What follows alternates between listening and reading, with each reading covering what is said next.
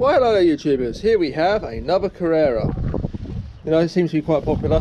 They're cheap, they're relatively affordable, in with the pandemic tax, so to speak. Prices have gone up on a lot of things, so a lot of people are looking on Marketplace for you know, cheap alternatives, such as this used Carrera 29er. This is supposedly a limited edition, limited to about, you know, so many million, because it's Carrera. They made loads of these, if we're totally honest. So this is a sulcata, I'm not really sure how you say it, and I don't really care either. This is just a basic 29er mountain bike, but you know, these are popular as I said. So this one has a few issues. It does need attending to, but we'll have a look at those shortly. So, you know, spec wise, we've got the pretty terrible SR Suntour forks, which you can expect at this price point. Lately, Suntour forks seem to be creeping their way into the more expensive bikes, even though they're not really particularly good. These ones have no damping. They're the XCM30, the model without any lockout. The one without lockout also has no damping, well, no real damping, it's just elastomers, just bits of rubber. Gear wise, we have an SR Suntour crankset, square taper bottom bracket, tawny front derailleur, because the SRAM ones are actually worse, if we're totally honest, as far as front derailleurs are concerned, but Tawny's Shimano's bottom of the line. It has got a SRAM X4 on the back, so you know, that's something. SRAM X4 derailleur. It's got the mechanical disc brakes with no branding on them whatsoever in this case. Oh no, there we go. Nope, there is. I thought that'd be a Tektro. Yep, that's a Tektro. Those are actually not bad. The mechanical disc brakes, they stop you reasonably well. The stock Carrera wheel at the back is bent. You know, it's out of round. It's not really bent side to side. It's more up and down, round to round. It's almost like a VTEC camshaft at this point. There's no reinforced spoke eyelets on that one, but the front one's been replaced. And as you can see, we have reinforced spoke eyelets on there.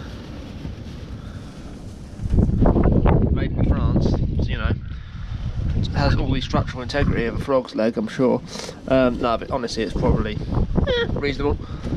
So again, with these forks, what's so bad about Suntour forks, you ask, apart from the fact they don't have any damping at all? Well, they use plastic bushes. Plastic bushes, I don't know if you can see that, wear out really fast. The seals really don't do anything, so these forks, if you ride in the rain or leave the bike outside, just do any mountain biking at all in the winter, eventually these will fill with water inside and it will rust to stanchions. That will scratch up your bushes and then develop bushing play. So that's the problem with some forks, you know, or at least the cheaper ones. The more expensive ones, they're better, but they're not oil lubricated. They have oil in the damping circuits, but they have no oil lubrication. Or as far as I'm aware, there's no model that does. I tried a few of those and they were, yeah, pretty terrible, if I'm totally honest. So stick with name brands like RockShox, Fox and Bazocchi. Or do the open bath mod if you happen to have some RockShox, some Suntours rather. Maybe chuck a bit of oil in there and see how it works. I was going to try that, but the damper was also done on those forks, so didn't get around to it. That was a Suntour 8-on that I had on Marinson Quentin. That thing sounded like a duck when you went over a drop off. Whack whack whack whack whack whack, and the damper was totally screwed. So you know, that's what happened to those. Up here we have SRAM gear shifters, of course, which is nice to see. If you saw Shimano ones, you'd be a bit worried, as they have a different actuation ratio.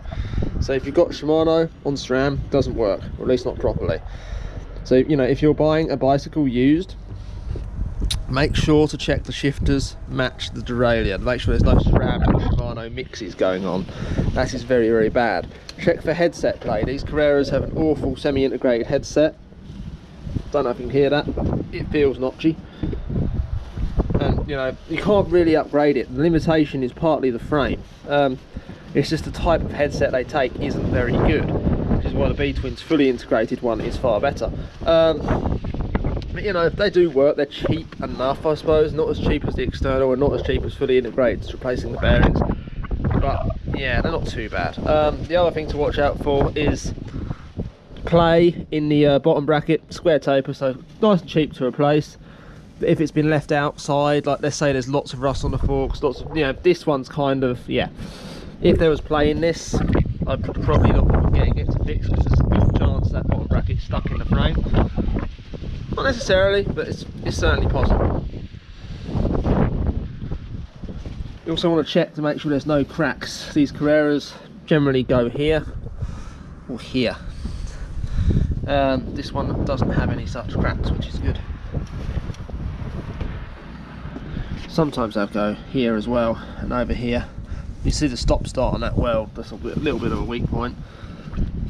Of course in here, if you send it too hard, these are only meant for cross country, they're not really meant for real crazy mountain biking as such, just basic to the shops and a bit of through the woods with a dog. That's really all these are designed for. So anything harder than that could potentially break it. So if they've, you know, if they've been riding it with a full face and there's a picture on Instagram or YouTube of them really sending it, probably a good idea not to buy it off of them. Anyway, that concludes this video. Thank you for watching.